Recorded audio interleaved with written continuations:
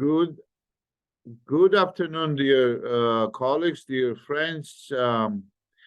We are back with the Rondelli Foundation webinars, the series of webinars regarding the EU enlargement and very much anticipated European Commission's enlargement report, which should be released next month, in the beginning of next month.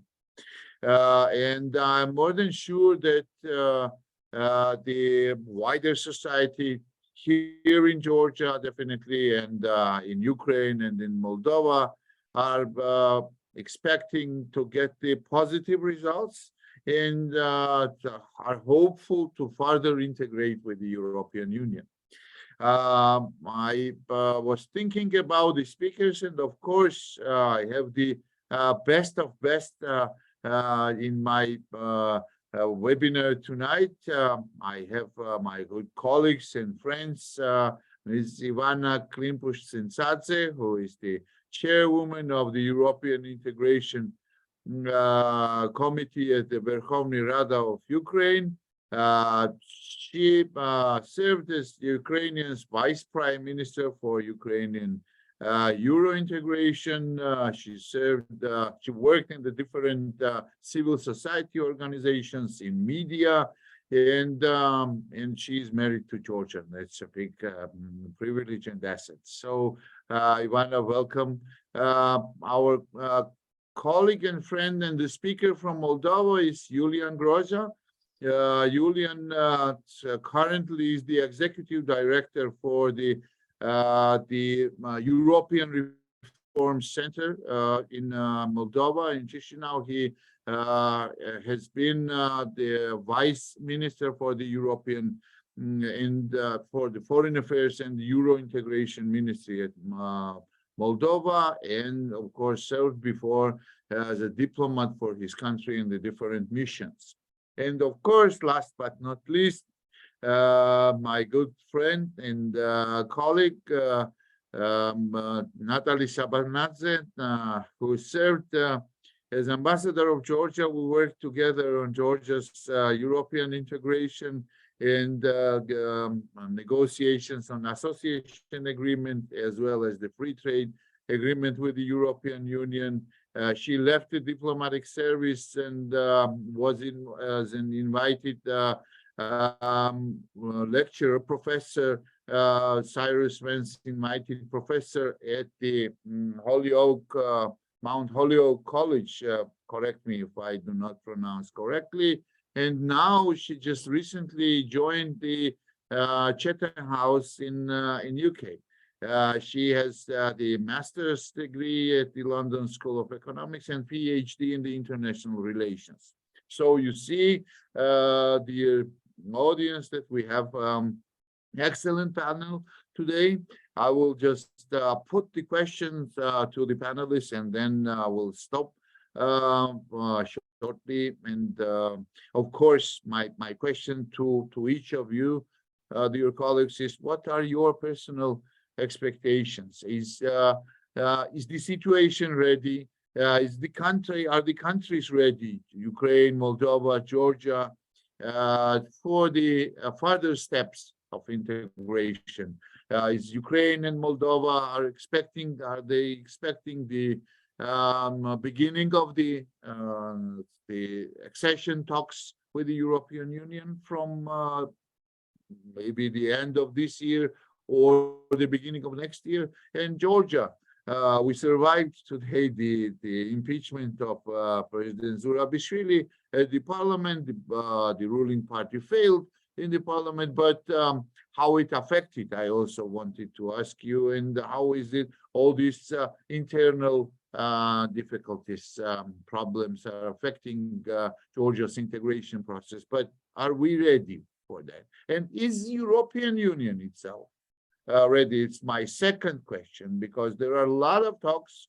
The 12 experts from Germany and France have prepared the reforms paper, and they worked on these reforms, and there are a lot of talks about the decision making, consensus, etc., and etc.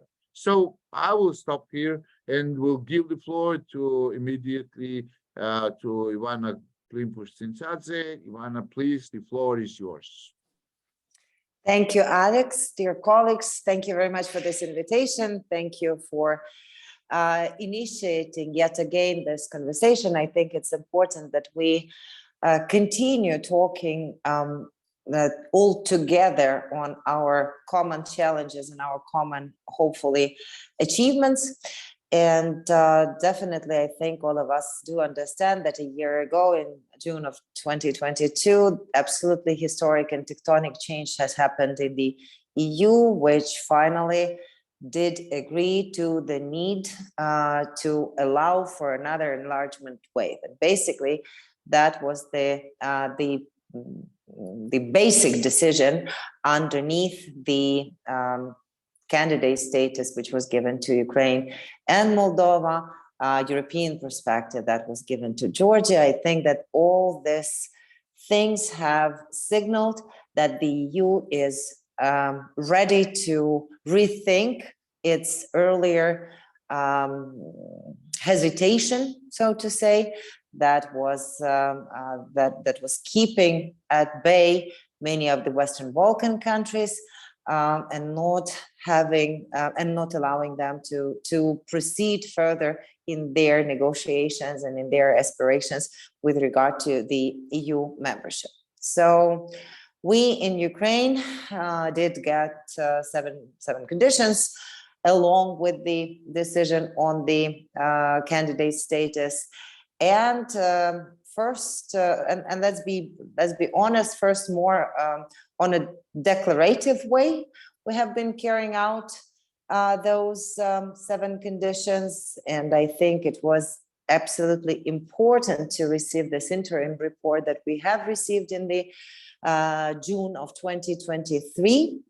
And I'm very grateful to European Commission that they agreed to have that interim report, interim assessment that actually sobered up quite a lot of heads internally in the Ukrainian politicum, giving us clear signal that at that point only 2 out of 7 conditions could have been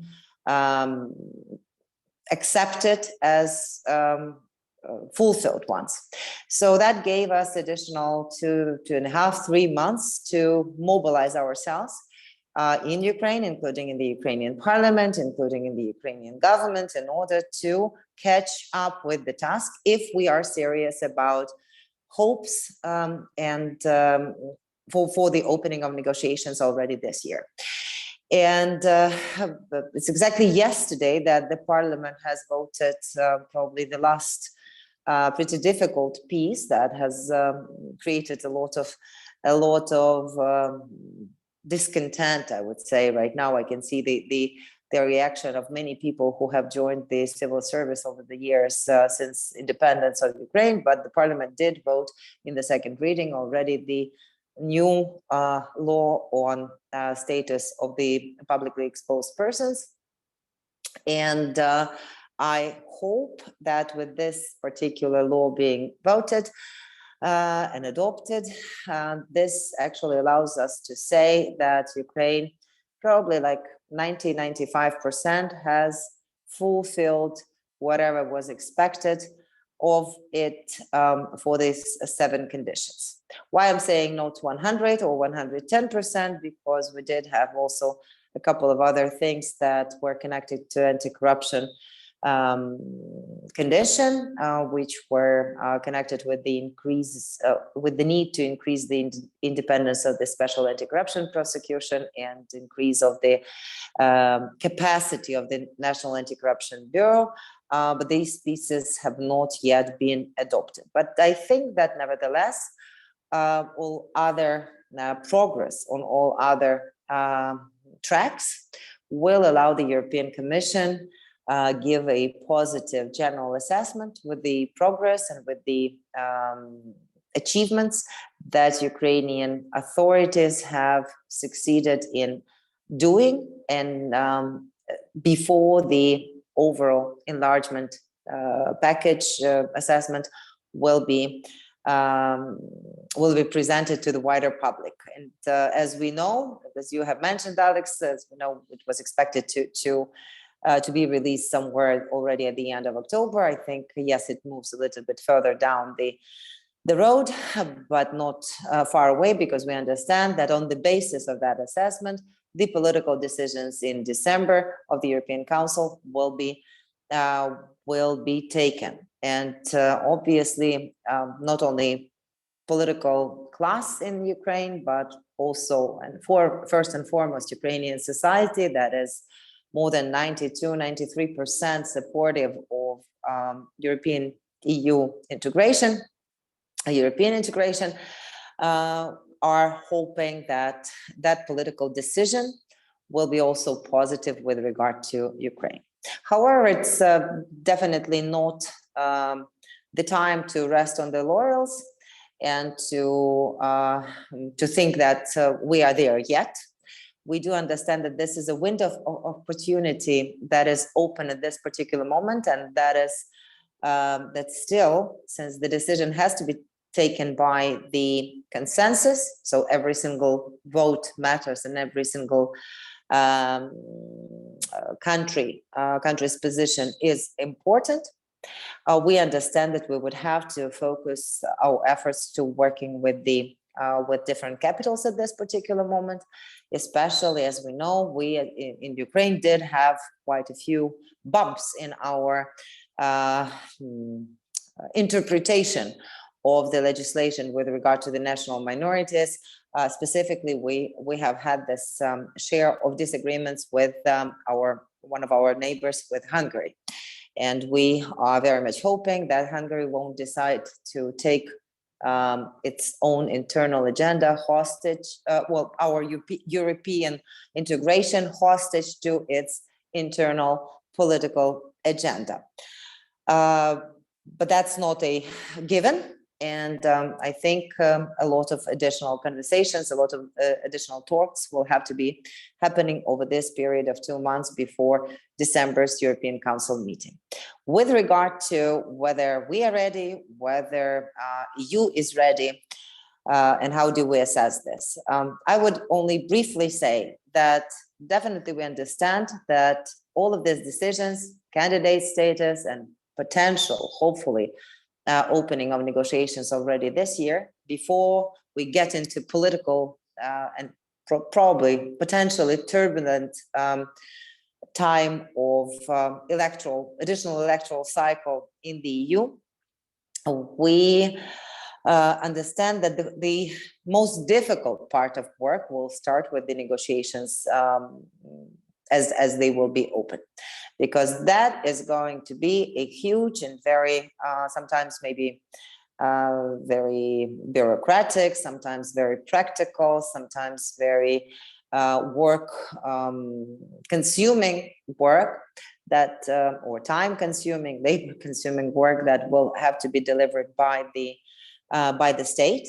And that requires a lot of things. First and foremost, it does require political will. And I think that Ukrainian society will ensure that the political class of Ukraine has that political will. I'm sure that, fighting this brutal and bloody and absolutely unbearable war, we do deserve to have this light at the end of the tunnel.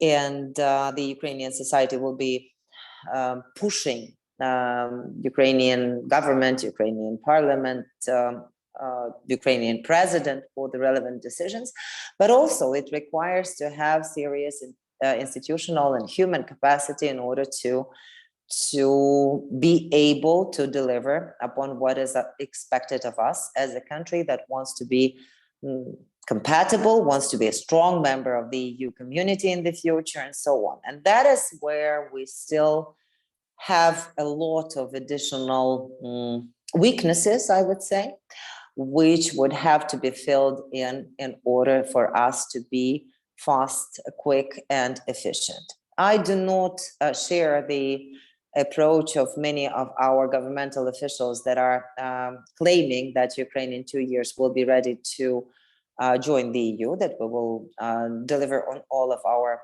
internal work. I think that means that they don't understand the scope of the task. And I understand that that will take longer. How much time we will see, but definitely, you know, if we're looking at the most positive experiences, that was, I think, Finnish experience of 3.5 years between candidate status and joining the EU. I do not think that we are at that stage of preparation at this moment to hope for this shortcut, so to say, as it was in the Finnish case.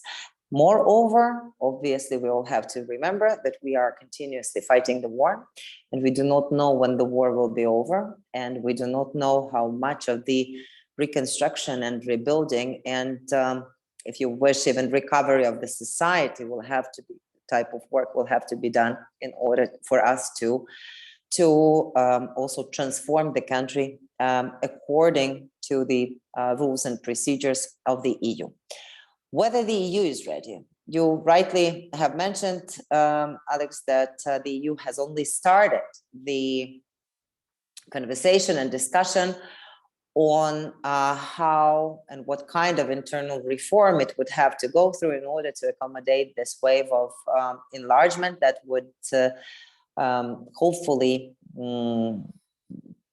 invite to full membership not only Ukraine or Moldova or Georgia, but also Western Balkan countries. And at this point, I see some risks, which I think we all together have to have a common approach towards. I think it's critically important that we would not become, that our European integration progress and perspective would not be directly linked to, you know, to any kind of defined version of what has to happen within the EU before we join.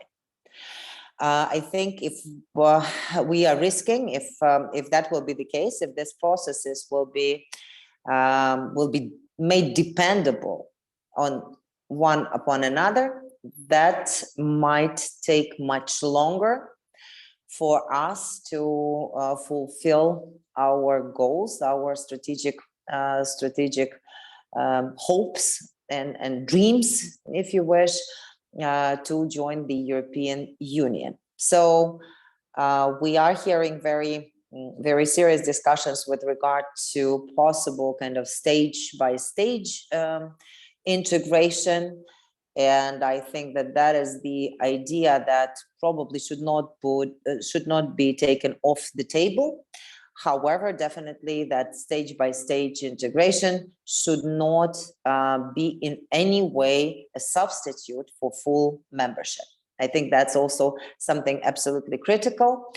And it might have its positive results as an incentive for our societies, as for each of our societies. I think we all would agree the visa-free regime was a real incentive when we have been carrying out a set of serious steps, reforms that brought this possibility for our citizens to travel much easier and much freer with to the countries of the European Union.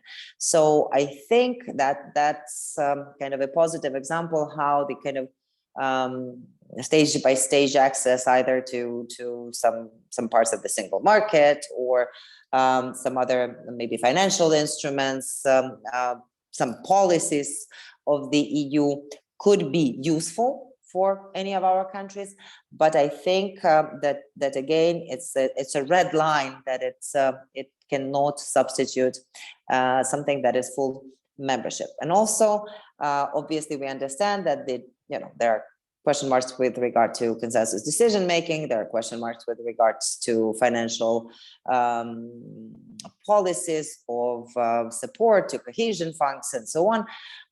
This is something that will have to be resolved by the EU.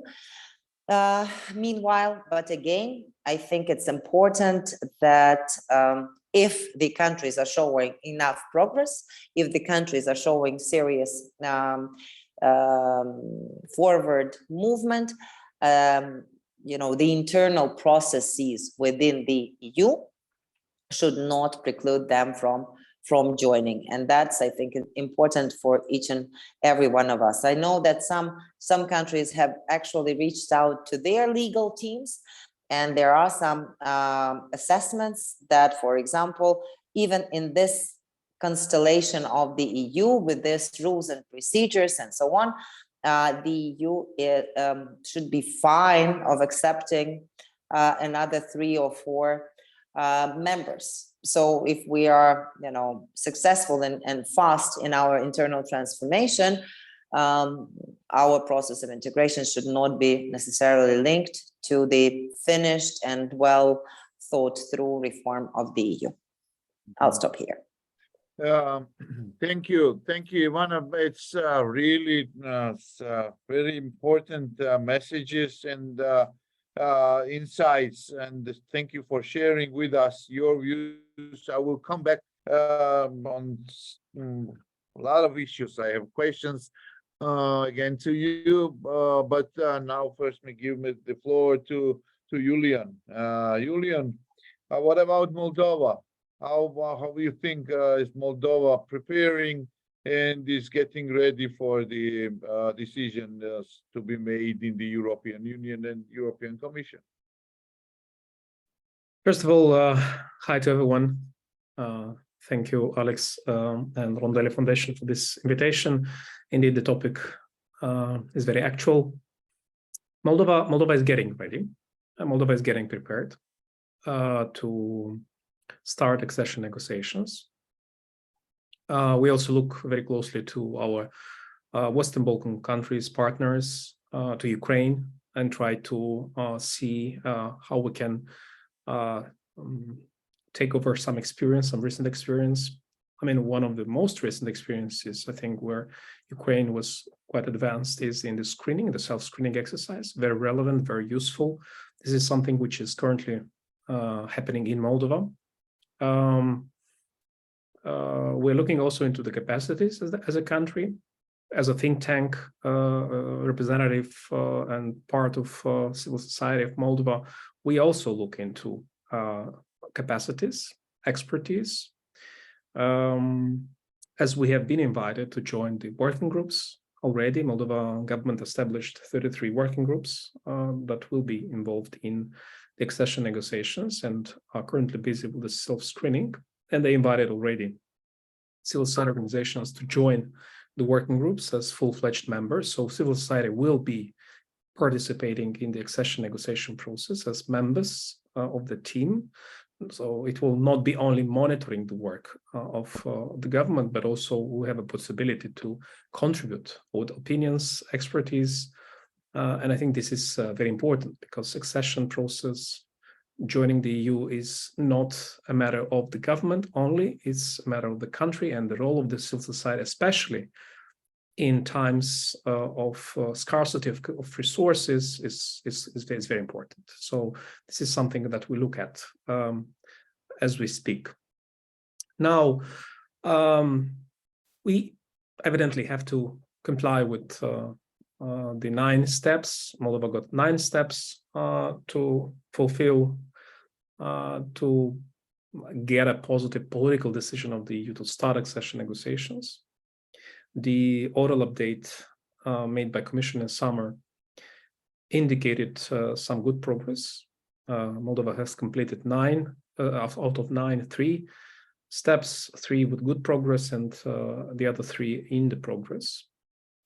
We know that the government and the Commission and member states are on a daily, basically, interaction, updating on the progress.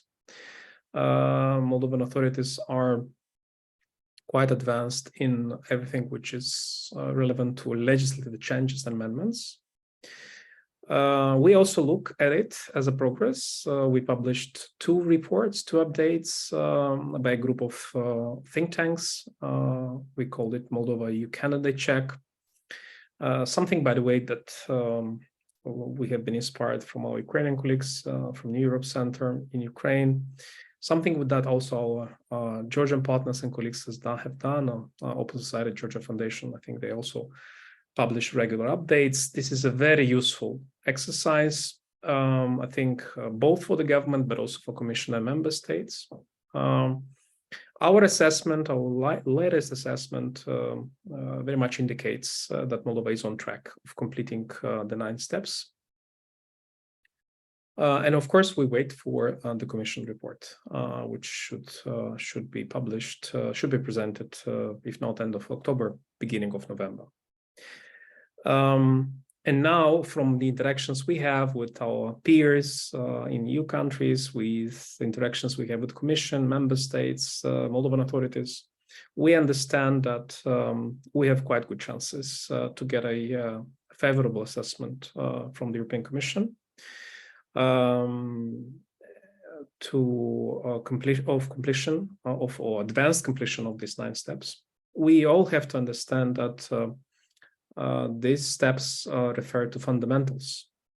These steps refer to justice reform. These steps refer to anti-corruption effort, to functioning democratic institutions.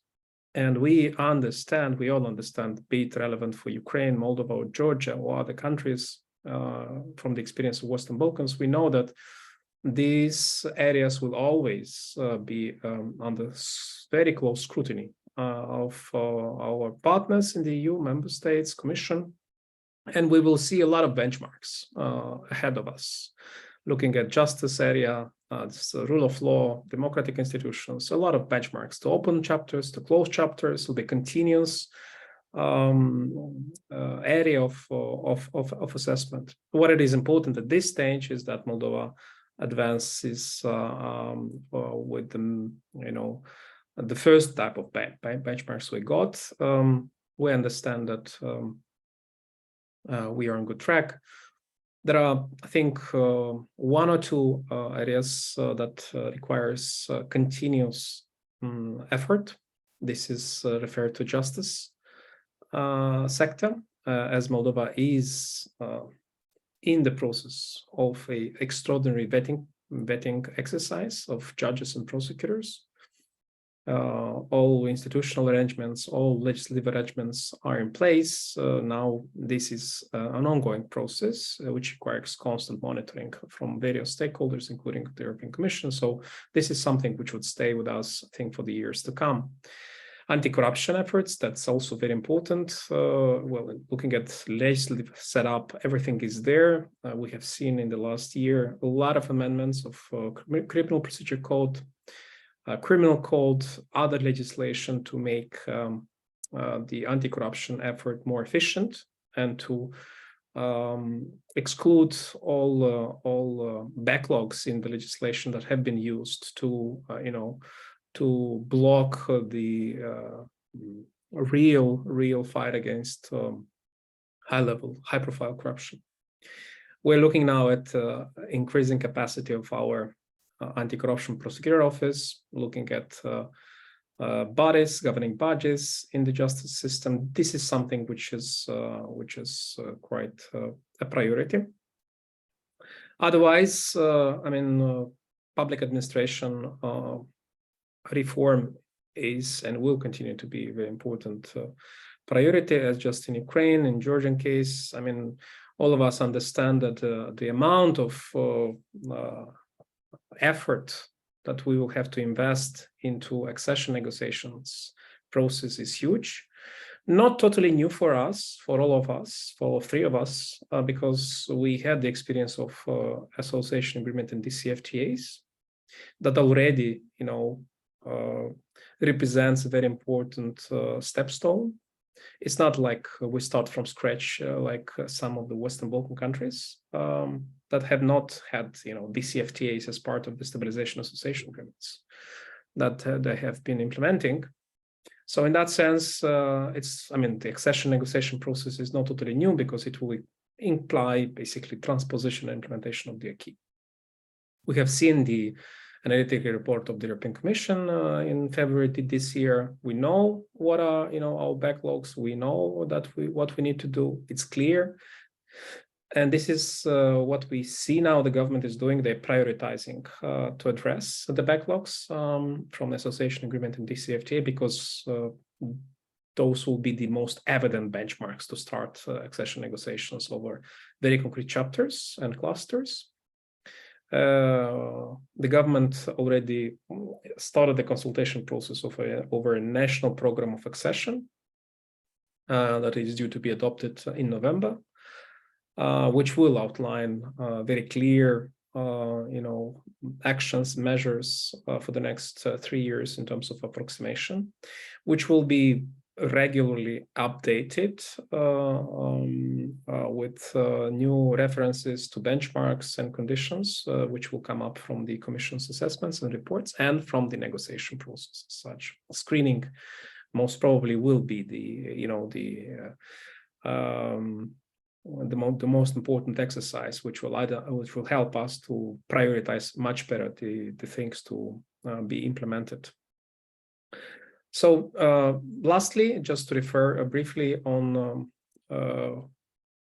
what we would expect. Of course, we look forward for the December Council. We understand that once the Commission report is out, irrespective, we have an understanding that it will be largely positive or looking towards, recommending starting accession negotiations. But we all understand that, the decision is with the member states. Just like the start of accession negotiations, just like the candidate country status, granting and offering Georgia a European perspective, it was a political decision, very difficult one, taken, like in few days before it was announced. We understand that December Council, in that sense, will be crucial, and the role of the member states and their questions and positions will be very important.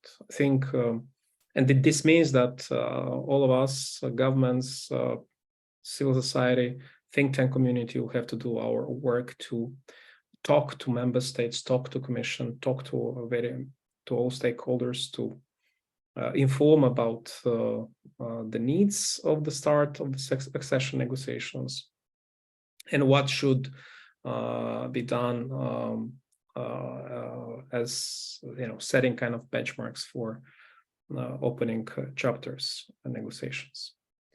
Otherwise, we understand that the European political cycle is, it's very clear ahead of us.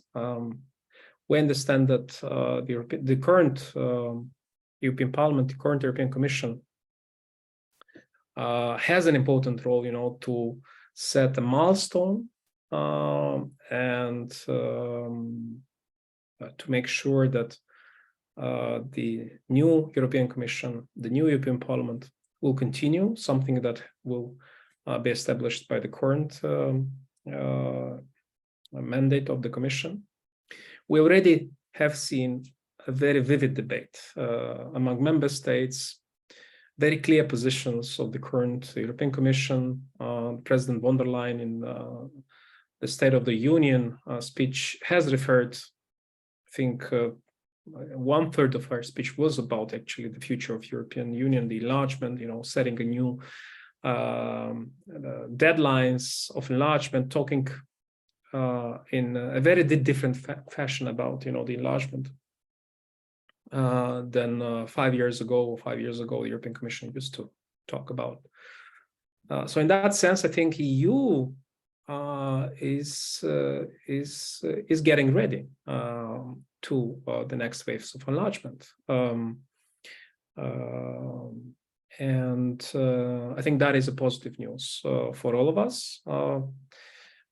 We will see continuous discussions about, the future of the European Union, the reforms, what should be done. We have seen the expert group report, the Franco-German expert group report on the future of Europe, and we have seen ideas there about stage accession, about, and I think Ivanna already mentioned that Moldova should be totally fine with every option which would help us, to advance and to get closer to the moment to join the European Union, because that is actually our ultimate goal.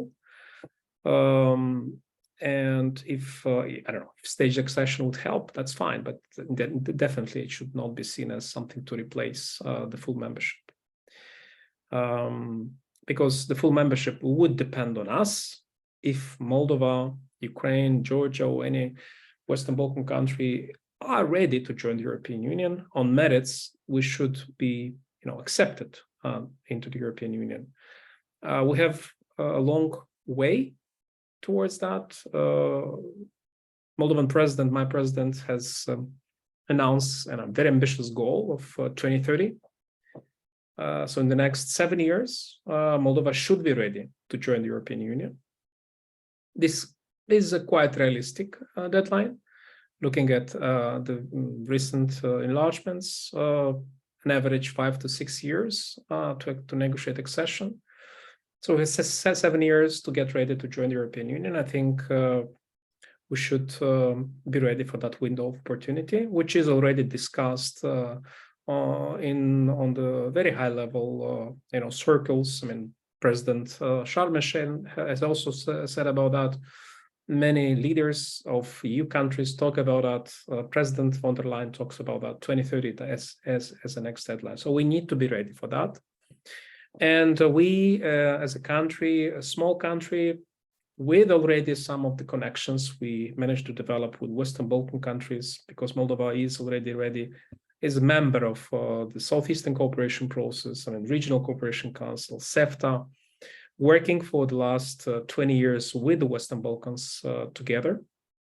So in that sense, we understand a bit, the kitchen of the accession process. That is an advantage for Moldova. But still, the big challenge is the capacities of the administration, the capacities of the country to cope with 27,000 pages of acquis. And not only to cope with it, but not only to understand it, but to make sure it's transposed and implemented. Well, we all understand that not all of it will be implemented by the time we will join the European Union. We understand that will be transition periods and so on and so forth, just like in case of the association agreements. But it's very clear that we will have to enlarge our administration capacities in terms of resources, of not only negotiating, but also make sure that we have institutions which are able and are efficiently implementing the acquis. And this is also, as I mentioned at the beginning, and here I'll stop, our society, civil society, think tank community will be an important actor in this process, and we also need to think about that more and to invest even more in our resources. It will be useful in any ways, because what we have seen in our countries that very often, policy makers are replaced by think tankers or civil society experts. We have seen that happening every time. So, in any ways. Capacities, resources, investing in all that is and will be a priority in the years to come. So thank you very much for now. Thank you very much, Iulian. I'd love to hear that the interrelationship between civil society and the government is similarly effective in Georgia like it is in Moldova, but so far we don't hear this is one of the recommendations to further deeper involvement of the civil society, but I don't see the progress in that regard. In contrary, I see that worsening attitude of the government officials towards the civil society representatives. But of course, I will come back to the dates. Thank you very much. Ivanna has mentioned the expectations of the government officials for 2 years. Now, Iulian mentioned 7 years. And Charles Michel and Ursula von der Leyen really talked about 2030. How realistic is this? I'll ask Natalie. And of course, what you see from your position from outside of Georgia, how things are developing with our perspective of EU integration. Thank you, Alex. I'm happy to be part of this discussion. I'm always happy to be part of any discussion organized by Rondelli Foundation because Alex Rondelli was a man very dear to me. So thanks for this opportunity. I will be brief, but try to kind of highlight all the main points, speaking from the perspective of an expert, but somebody who had quite an experience dealing with Brussels. My expectations, it's really hard to tell. I think it's 50-50, as Iulian mentioned, you know, the decision on the candidate versus perspective was taken at the very last minute. There were pros and cons.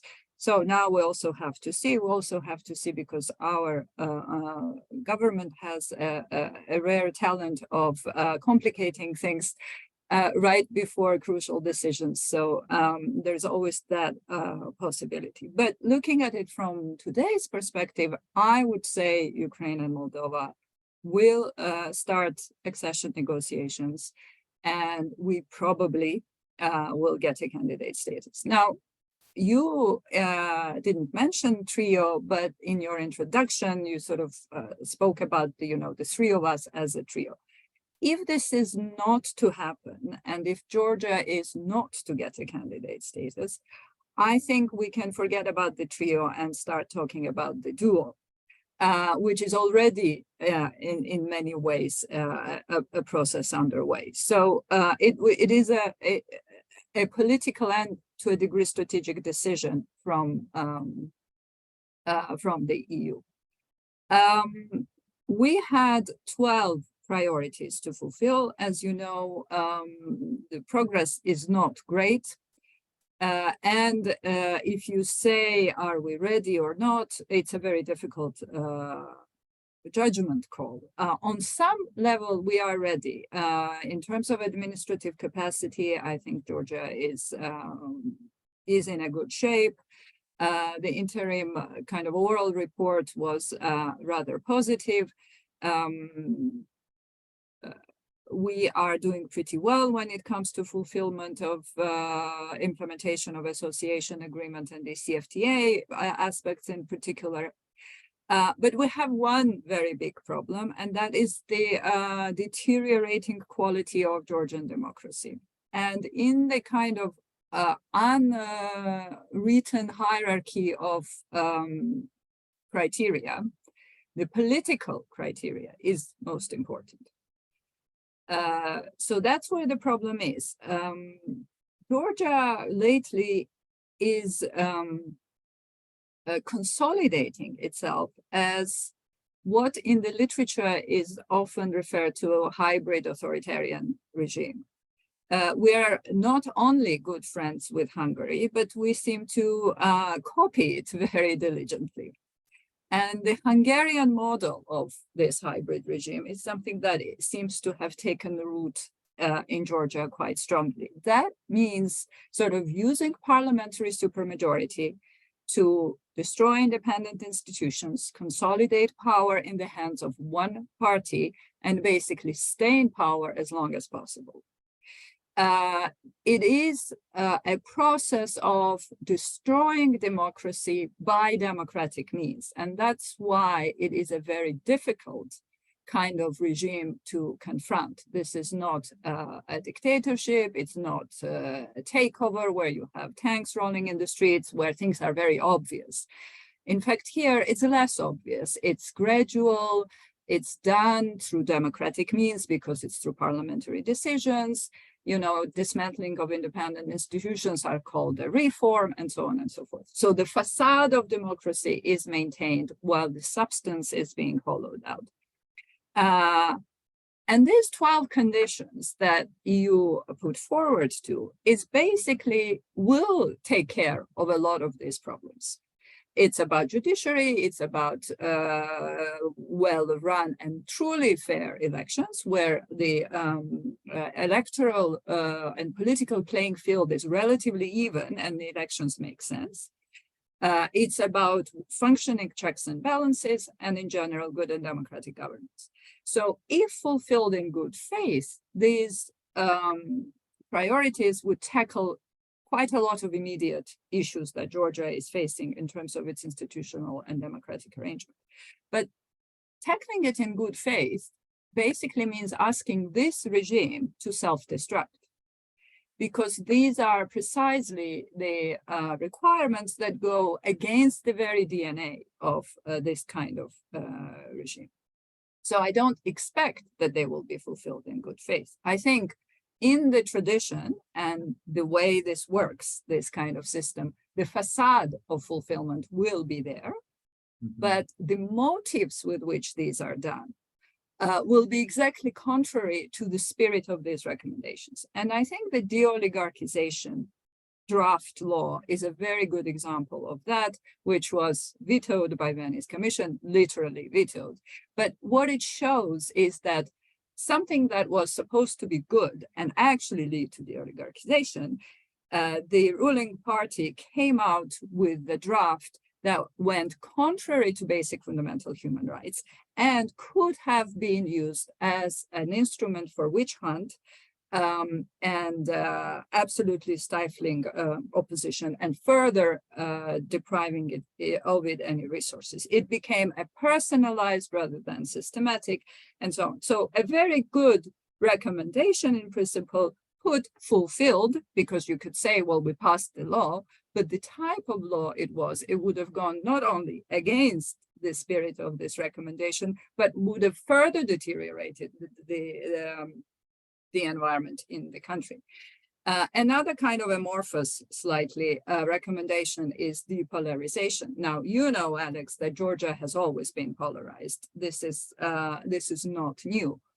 But where we are now, it's almost a step higher because it is becoming a national security threat. But the way depolarization seems to be interpreted by the ruling party is, again, the very opposite of what is asked of us. Basically, depolarization is very often presented as, well, anybody who disagrees contributes to polarization. All the civil society, all the independent thinkers, everybody who's critical, you and I included, are agents of polarization. So let's just silence everyone and it will be harmony and no polarization in the country. So again, something that is supposed to strengthen democratic environment can be used to the opposite effect. So I don't know how we're going to deal with this.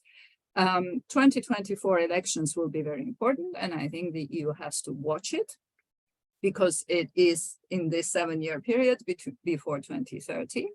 And we'll have to see how Georgia is doing when it comes to precisely that very important political criterion.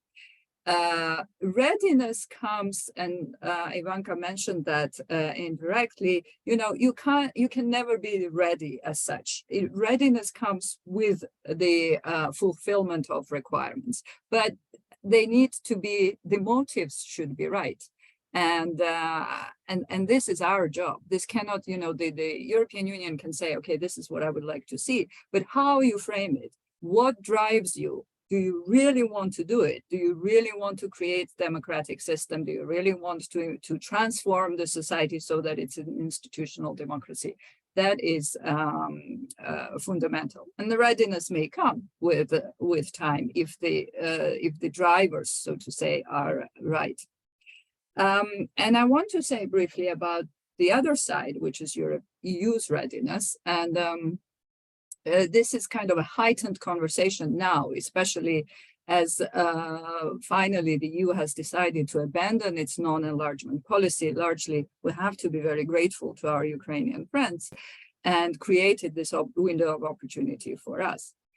But because of Ukraine, mainly, they are now thinking, oh my God, we need to deal with our own problems and with our own reform. But this is not related to Ukraine. This issue was there already before when they committed to enlarge the Western Balkans. So the question of how the EU will be run with more than 27, 30-something members has always been there on the agenda. Now it's maybe a little bit more urgent, but it's been always there. The fact that consensus decision-making paralyzes the EU very often is also not new, right? So that's something that they need to look at.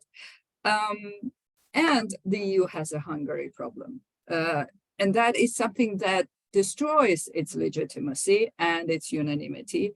And it also has to learn how to deal with potential Hungaries that may come with the enlargement.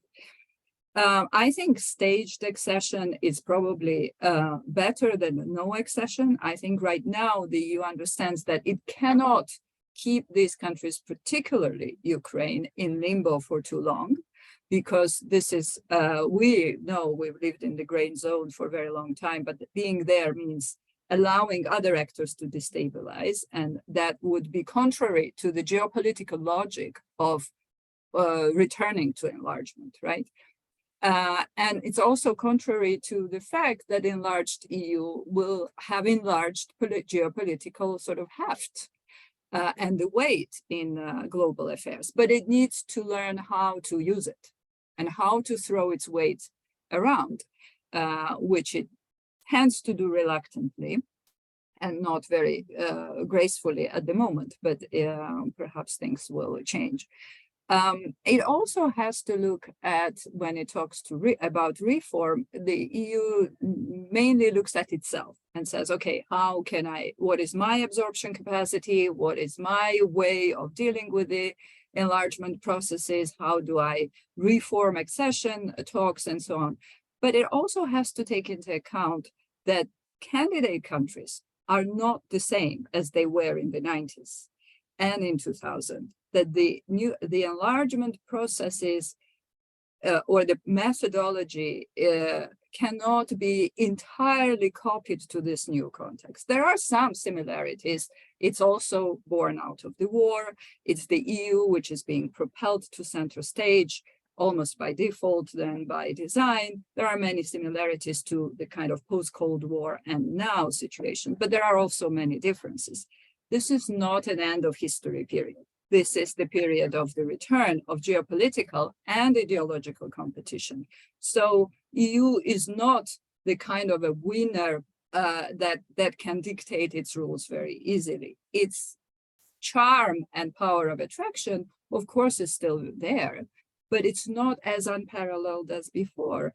And the fact that, for instance, Georgia is pivoting away from West to a degree and is kind of looking at different actors, I would say even multi-vectoring its foreign policy, changing, is also a sign in a way of this, that the kind of the Western dominance that used to be there is no longer can be taken for granted. So the EU needs to know that it is in the competition and there are forces that will exploit any missteps and miscalculations. And we as countries are also no longer brand new independent states who seek international legitimacy and recognition and will kind of sign off on anything, right? The balance of negotiations will be different, and that also needs to be adjusted. And I think it's very important that to a degree, this kind of mentor-student approach is changed, and that we have more of a kind of buy-in, and the EU works towards local buy-in of these reforms and uses that enthusiasm that is still there to kind of put pressure on the governments. These are just some thoughts, and we can carry on.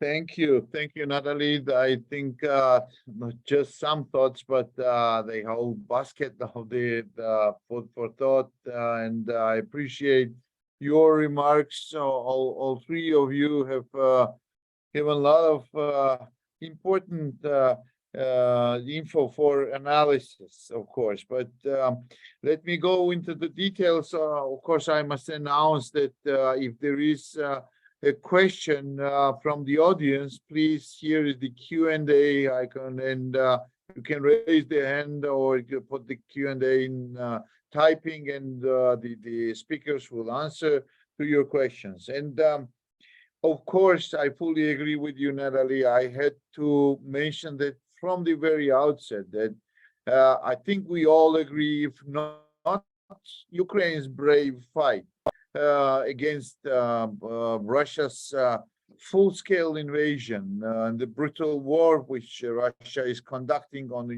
Ukraine soil, there was a little optimism before this full-scale invasion in the European Union about the enlargement.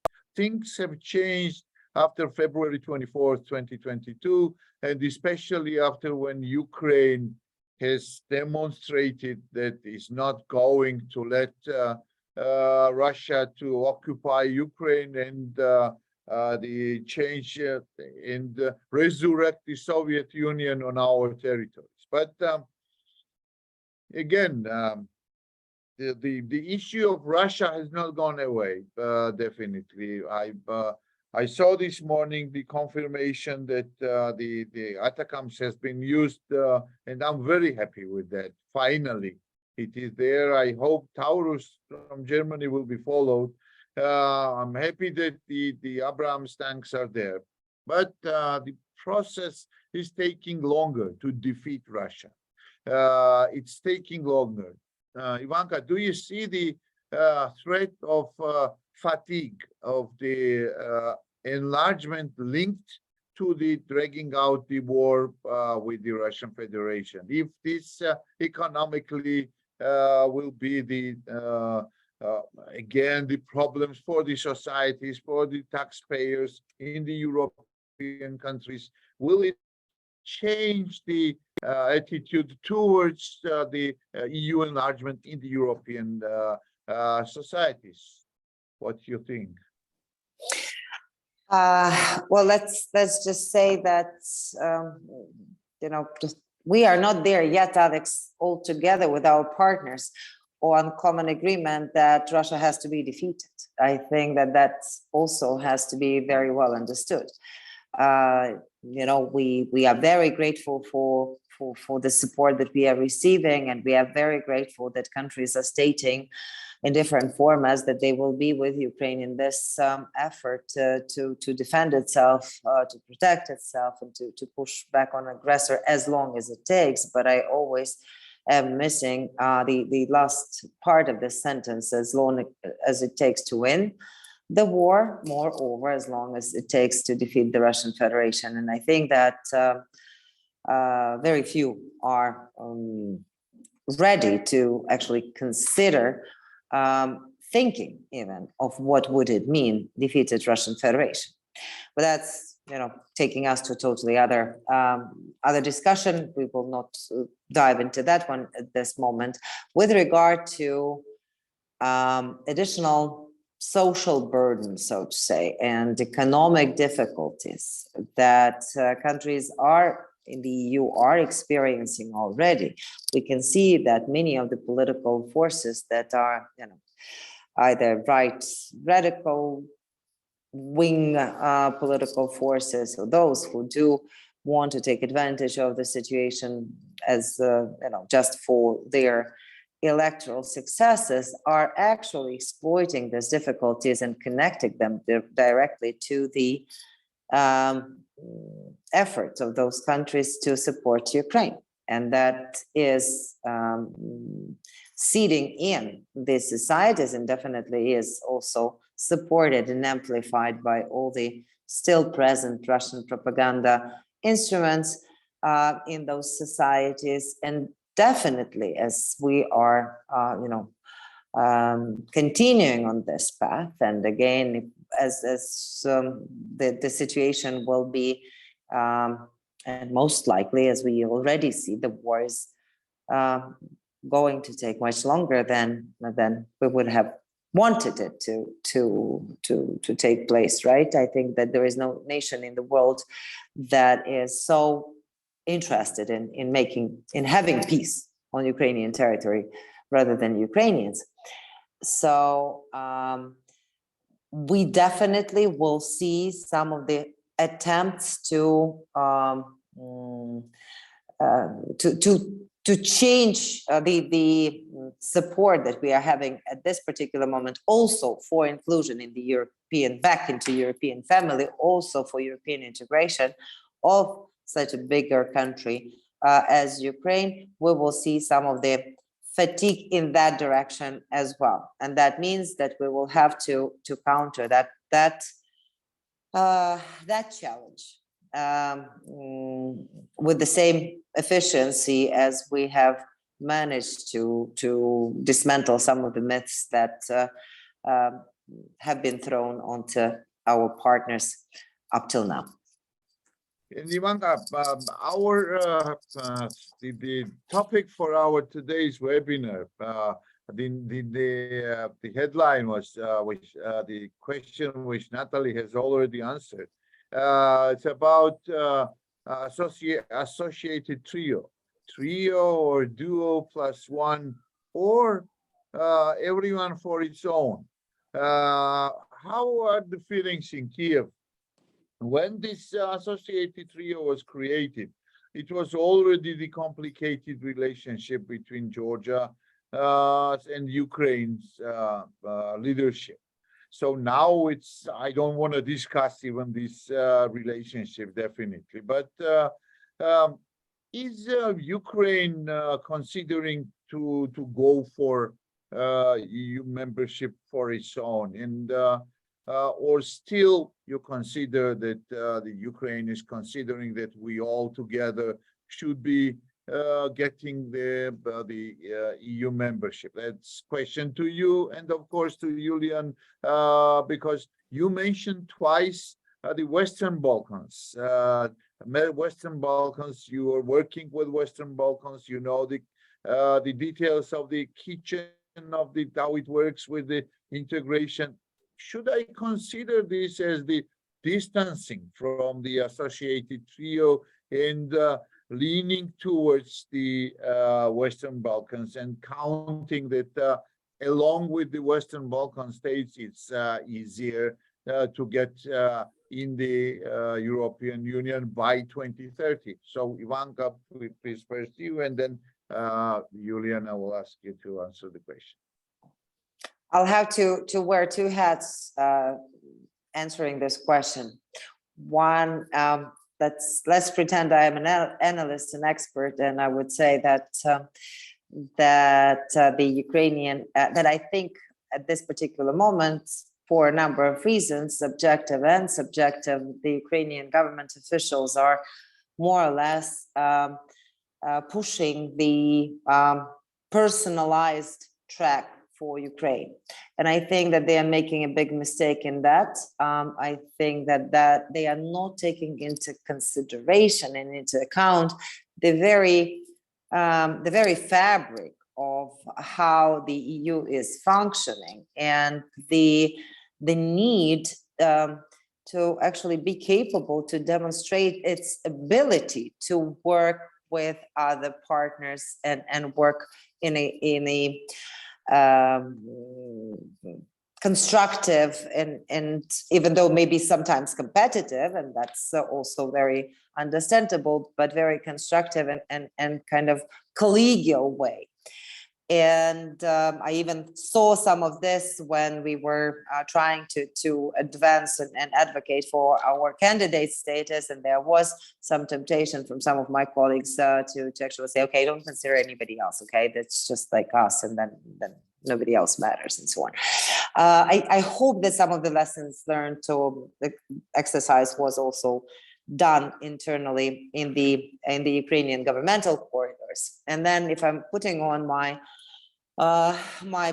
both political hat and maybe also very personal hat as well, then I do think that this is in strategic interest for Ukraine to have both, to keep this trio. And it's geopolitically is in the longer term interest of Ukraine and actually of the EU itself, and maybe even of NATO as well, if we are going further into our interests. And I think that it should be, we should be also trying to maybe even suggest some of the, some of the assistance that could be suggested to our Georgian colleagues in terms of actually moving forward on this track, because definitely it will be critical for us in the future, whether both Moldova and Georgia are inside of the Union, and I hope that Moldova at some point also will change its neutrality approach, and also whether we will be together in NATO. Thank you, Ivanna, for your straightforward and frank response. Let's pretend that it was the response of the political analyst. So now, Iulian, please, it's your turn. Well, I believe that we have a trio. It's very much connected to the fact that all the three countries have actually experienced association agreements and DCFTAs. I mean, we are a trio, and I think we are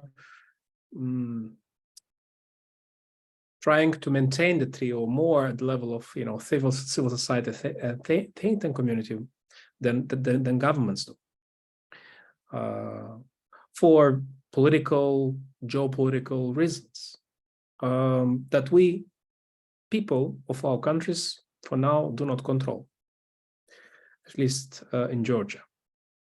So we can not convince your government to do what you believe it's important for your country to be done. So here is something that we have a reality, and de facto there is no trio already for some time politically among our countries, among our governments. And I think we have seen before the war started attempts from all capitals, Tbilisi, Chisinau, Kyiv, to try to look at this trio and try to work together towards the perspective, European perspective, and so on and so forth. But once the war happened, I think the divergences among our governments and countries have deepened. So I think the trio will be there as long as we will believe in it. And if we believe in cooperative approach, if we believe in exchange of experience and learning together, that will benefit at the end of the day for four of us, then we should work along those objectives. But it is clear that when looking at accession negotiation process, just like in case of the principle of merits, the merit-based approach was the principle of Eastern Partnership as well. When looking at accession enlargement process, we believe that this should be even more important principle.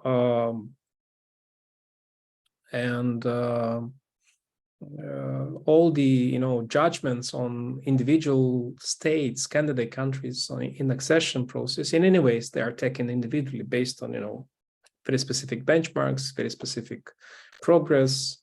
And the example of Croatia is a clear indication of that, because all Western Balkan countries, including Croatia, benefited from the Thessaloniki summit and perspective, and it's now only Croatia that joined the European Union already for some time. So in that sense, I think as we enter in the accession negotiations, the moment when we will join the EU will depend on us. If we're really complying with all these benchmarks and conditions, which are the condition to join the European Union. It will depend on the spirits of the population in our countries in the years to come, whether we will have the same support for accession. Will we have pro-reform politicians, pro-European politicians, which will care for the accession process or not, or will get into vicious circle, limbos? And there are many examples of Western Balkans as well, not only in our region, where even though, like in Georgia, 90% of the population wants to join EU and NATO, but if the government is not following the commitments of this track, then it's you know, a backlog. It's a problem that it really concerns your country. It concerns your society, where again, everything will depend on your attitude. And we have seen that Georgians are adhered a lot and proved a lot of times that they're really pro-Europeans and want to advance towards that. Lastly, last point on Western Balkans. Well, I just pointed out a clear fact. We have been we tried to various ways how to connect to the enlargement processes in early 2000s. That was an option. We wanted to be associated with Western Balkan countries and tried, to get less strained perspective. And that was, the institutional approach that we joined the region. The difference was until very recently that we didn't have a perspective and that we didn't have pre-accession funds. Now this is changing, and at least institutionally, our governments have been interacting a lot in various initiatives, regional initiatives in Southeastern Europe. And that is an advantage that Moldova has today compared with Ukraine or Georgia. We are indeed much closer to the region already. So it's not about like changing, our long-standing cooperation with Ukraine and Georgia with Western Balkan countries partnership. No, it's actually both, and I believe that Moldova can be a good bridge towards Western Balkans for Ukraine and Georgia as well. But what it is important is that EU acknowledges that, because now Ukraine, Moldova, and Georgia, they are part of the enlargement policy, and the upcoming report will be the first evidence of that. But this has to be reflected also into political decisions of the EU, into the budgeting process of the EU. This is not there yet. So we need to make sure that this transition from the neighborhood policy towards enlargement policy in case of Ukraine, Moldova, and Georgia happens in the next years to come. During the next term of the European Commission, and definitely in the next budget cycle, this should be reflected. So yeah, I really hope that our countries will advance. I hope Ukraine will be faster. If 2 years is a deadline, as ambitious deadline that the government sets, I really hope that Ukraine advances. It will be a good lesson learned for us, for Moldovans, to take examples. And if Ukraine joins before Moldova, yeah, it's even better for Ukraine. But yeah, we had previous experiences, and we know how complex is the process of meeting conditionalities and so on and so forth. We need to be, ambitious. We need to be ambitious because that pushes, effort, energy, agenda, resources. But also we need to be realistic towards and fair towards our societies. Our societies need to get ready for that as well. And we have still a lot of work to do. At least in Moldova, we need a lot of work to do in that sense as well.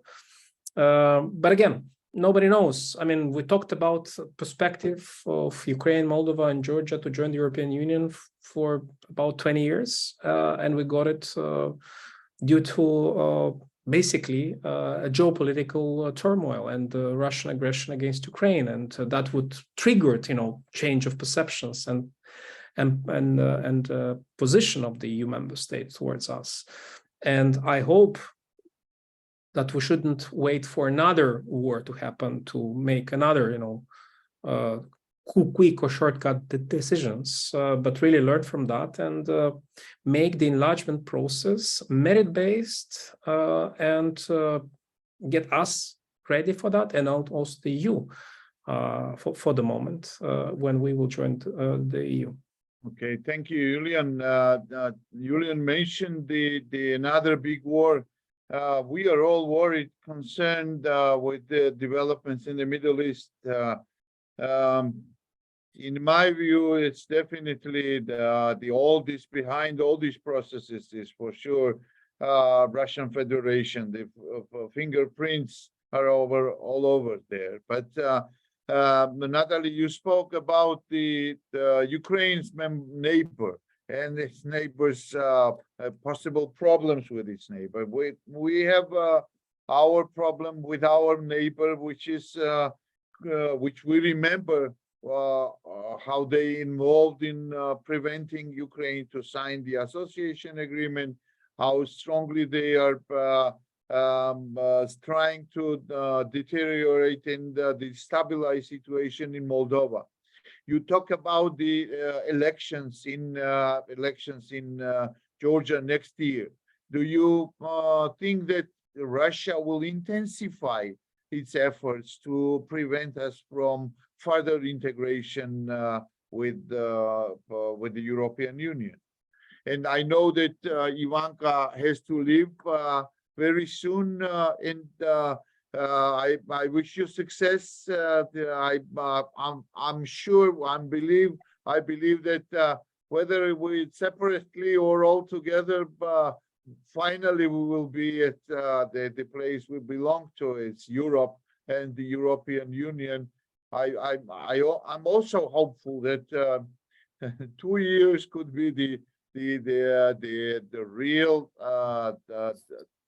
time to integrate Ukraine in the European Union, but let's keep fingers crossed again.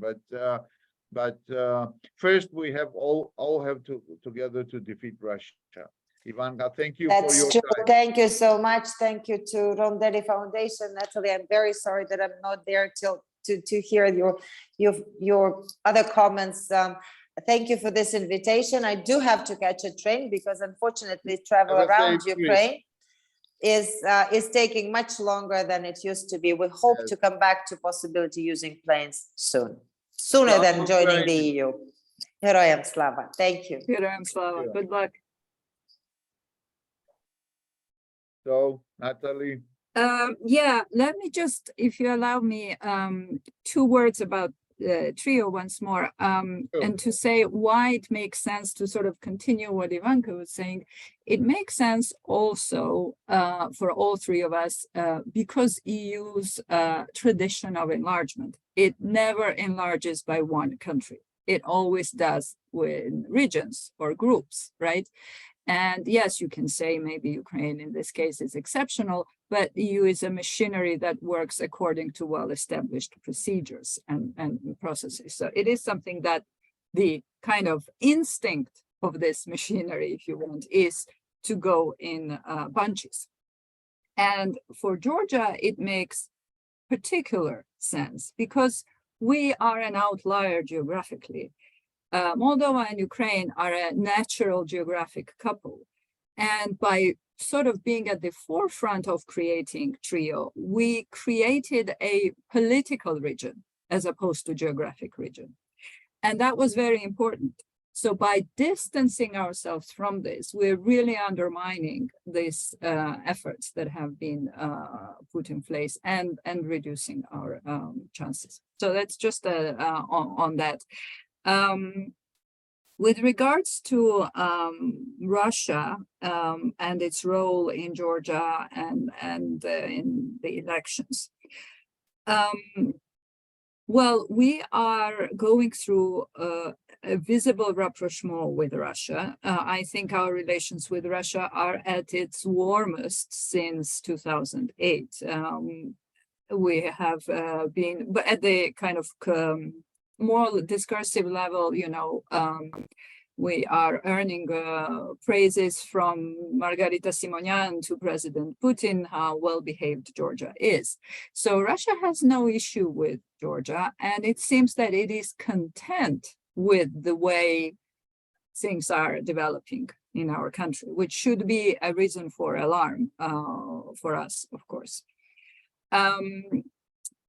It is content also because Russia has created, with our own help, another very powerful leverage over Georgia, and that is a new Russian minority in the country.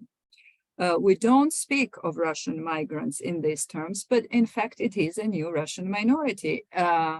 And this means that our country will have obligations. As you know, I've worked for a very long time on minority issues with the OSCE, and I know how Russia instrumentalizes them all over, including in the Baltic states, etc. This is a toolkit it has not forgotten, obviously, but any state has responsibilities and obligations towards them. So we will have obligations in terms of schooling, in terms of social, economic, and political participation of these groups over time. And time goes fast. So, you know, maybe not for 24 elections, but for 28 elections, there might be a sizable Russian electorate in the country as well. So that is something to think about in terms of new instruments. There are also old instruments, of course, and influence and propaganda and so on.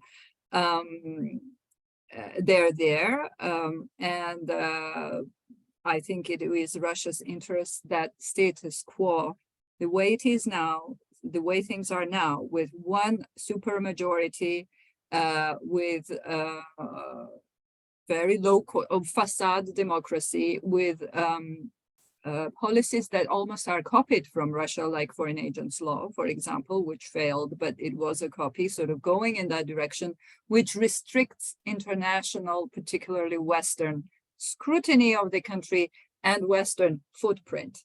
That is what suits Russia very much, whether it's European integration, it's just Euro-Atlantic footprint, and it is being reduced, and it is being done by our hands, by our own government, so they don't really have to work hard on this front. But we'll have to see what happens in the elections. For me, what matters here is not the outcome of elections. Okay, I might be for something or against something, but that's not decisive. What is decisive is that 24 elections are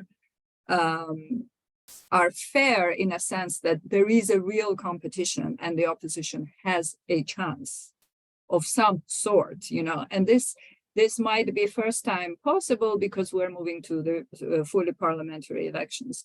And why I'm worried about the Hungarian example and the way we're copying it is because they know how to stay in power by using various tricks, and we are likely to copy it. So I think if these elections fail as a democratic test, as a test of Georgia's democracy and resilience, then we will be in the next stage of further backsliding, which again will benefit Russia. They will, you know, almost by default, they don't have to do much there. It will be done for them. Thank you. Thank you, Natalie. My last question again will go to Iulian. I saw the President Sandu, correct me if I'm wrong, statement that Moldova could consider integration in the European Union part by part. I mean, first the controlled territory of Moldova and followed by Transnistria to be involved. Do you think it's an option for Moldova, this the form of the integration which we have been considering for years with NATO? It's one thing, and the second is the influence of Russia.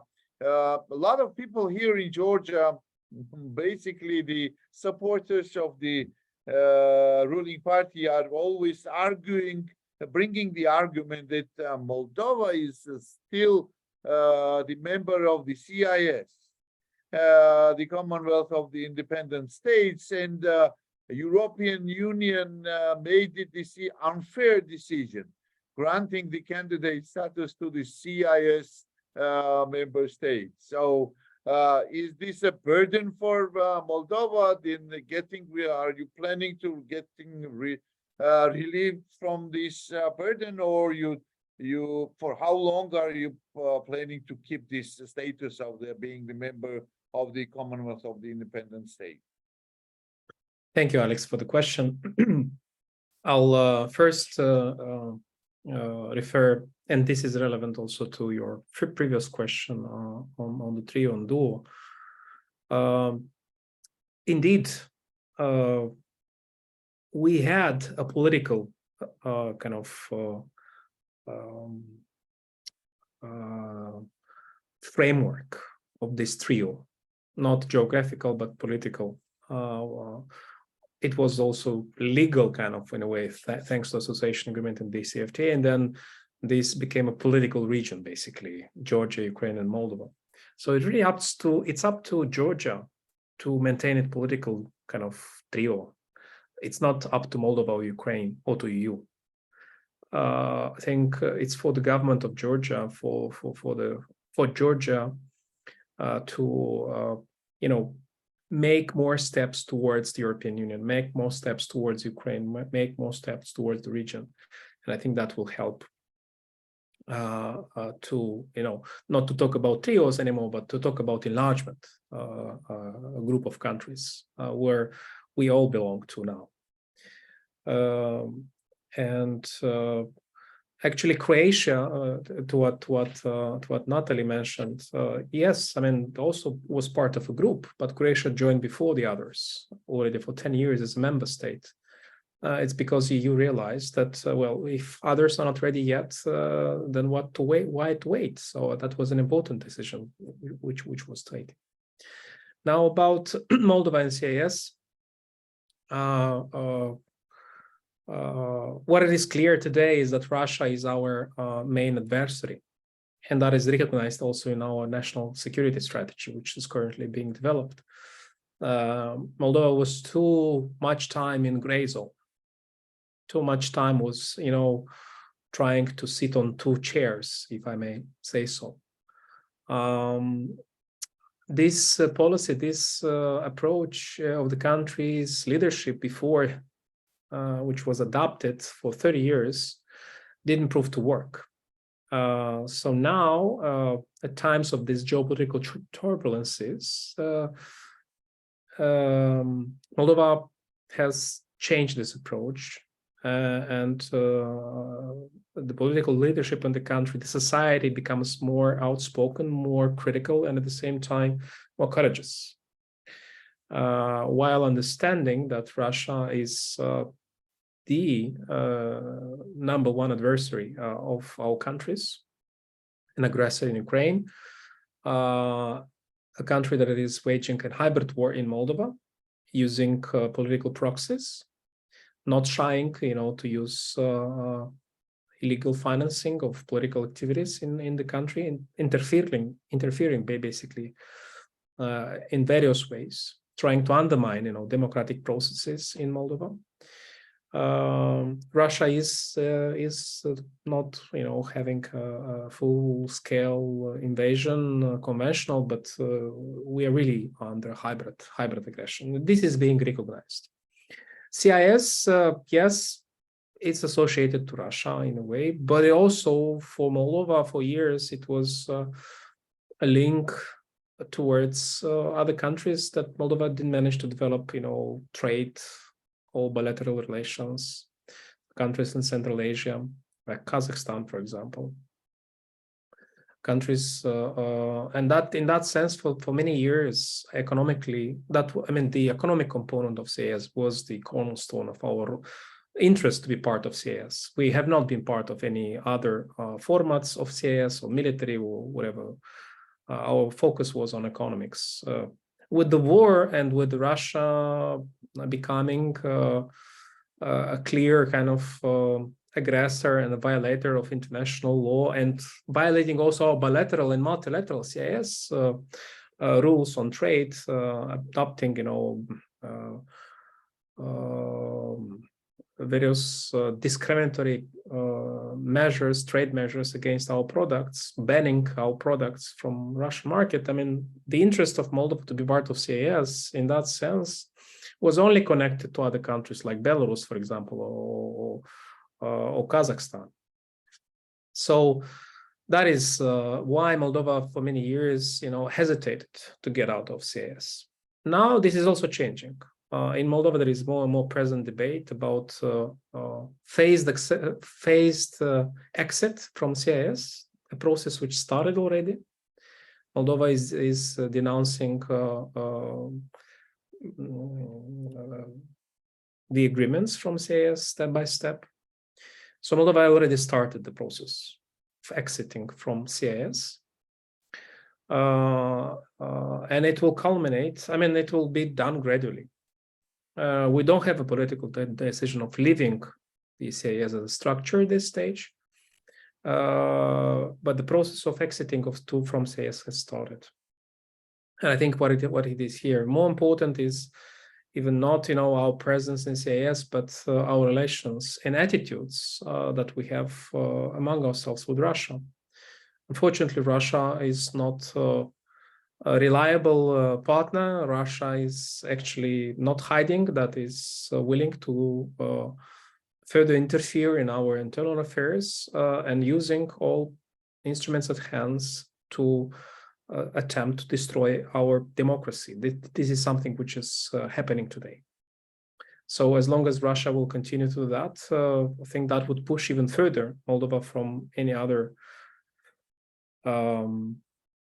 structures where Russia is present today, where Moldova is still there. So that would speed up even more the process. Now, finally, on the linkage between the conflict settlement and the accession process, yes, we have seen more and more debates internally about the linkage between conflict settlement and joining the European Union.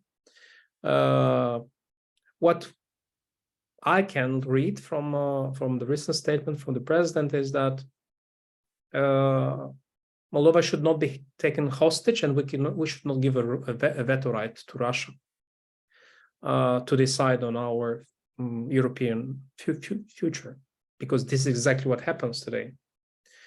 Russia is using or used for many years the Transnistrian region as a tool to undermine various processes which would trigger us closer to the European Union from economic point of view, from security point of view, politically point of view, so from many ways to freeze the conflict and to maintain this gray zone and to use it whenever Russia needed to influence and undermine our sovereignty. And this is exactly what Russia is doing today, keeping the troops there and so on and so forth. So I think that is the main message, that our European future would not be vetted by Russia's agenda. And that's number one. Number two, the accession process will take time. And we know that the negotiation process of conflict settlement already has over 30 years. So it already took a lot of time. And that is, again, a factor which triggers, the change of paradigm, the change of narratives. But what it is clear is that Moldova will never renounce to our territory, to the Transnistrian region. Moldova actually has already proved a lot of examples and goodwill to create the linkages and to reintegrate the country. Unlike many other countries that have breakaway regions, we decided to apply, DCFTA, visa-free travel over uncontrolled territory, because we talk about the people, we talk about that is actually which is the main connection. We don't differentiate between citizens who are residing in Transnistrian region and those who are living in Chisinau. So we all work towards that. So, and I think the accession negotiation process will take into account that experience, and the logic of negotiations will be that we will negotiate the accession of Moldova in all its territory, including Transnistrian region. And I think what we saw the last year, almost 2 years, in particular since the war Russia started against Ukraine, is that the Transnistrian region being more connected to the European space from business point of view, economically, that creates an important leverage and a push factor for the integration process, also for the elites' interests in this region, because now they are not interested to be, involved into any war escalation. They don't want to do that, and they say it very clearly. And now, basically, the economic interest very much triggers the integration process. At this time, it maintains peace and stability because that is an interest of these elites. But again, as we will get closer to the European Union, I think the economic aspect beyond, the security component, which will definitely be impacted by the outcome of the current war in any ways, and we very much understand that once Ukraine will win this war, this will create new, geopolitical realities, which even further would limit the Kremlin's influences over these processes, which for years have been just, used by Russia, not to help reintegration, but actually to keep us out of the free world. Okay, thank you, Iulian. I always hate to interrupt and jump in. The time really flies fast. Last word, of course, goes to Natalie. The message would like to hear from you, Natalie, for Georgians in Georgia and for the Europeans. What would be your messages to the Georgians and to our European friends and allies? Alex, that's putting a lot of pressure on me. I mean, for us, of course, it's a 100-year-old dream of Georgia to politically become part of Europe. We always justified this dream by cultural ties, by our choices and background, and even though historically the ties have been severed, even the relationship with Russia was justified through its linkage to Europe. At some point, it was a window to Europe. Now it's a main obstacle to Europe. So I think it is very important that we keep that in mind. And this kind of opportunity that we have now, it's the first time that happened in these 100 years. Really the first time. I always knew that it would take a geopolitical earthquake for the closed doors to open. And these were doors very, very firmly shut. And now they're open. And it is our obligation of this generation of Georgians to take this opportunity and enter through these doors. And also an obligation of the society, which is very pro-European, which does want to see this happen, to put pressure on our leaders to actually deliver. So everybody has its role to play. Civil society, obviously government, because they're the ones in charge of reforms, but public as well, because we have to make that choice realizable, and whatever it takes for this to happen, I think is very important. And for the EU, I mean, I think the biggest kind of mental shift has taken place. The EU reassessed its non-enlargement policy. It has accepted the fact that it lives in a world where geopolitical competition takes place, and it has to win this competition. And I think our membership helps the EU to win this competition and helps the West to win this competition. So it's a win-win in many ways. It's not an easy win-win. It's costly, it's timely, but there is a logic there. There is a political imperative there. So I think they should also keep that in mind. Thank you. Brilliant words. And I appreciate and will be happy to see Georgia and Moldova and Ukraine getting closer to this the dream of the generations to become the members of the European family, and in particular of the European Union. I should have done this from the very beginning, but I always forget when I start the webinars. But I want to express my gratitude and appreciation to the Lithuanian embassy here in Georgia. With their support, we do these webinars. I appreciate very much the all support we have from Lithuanian government and from Lithuanian friends. And I hope very much that there will be a positive development in November. And of course, I don't know whether it will be finally to be decided by the member states, as there are the rumors now that it could be at the very last moment, as you mentioned in the previous case of the European perspective. But anyway, I hope very much that we deserve, and that we all three of us will need these decisions, positive decisions, to go ahead with the further integration. So, Iulian, Groza, thank you very much. Natalie, Sabanadze, thank you. And I hope that we will meet next time with more positive and upgraded developments with the European Union's integration. Thank you. I appreciate really very much your time and your thoughts. Thank you. Thank you and good luck. Thank you, Alex. Bye. Bye-bye.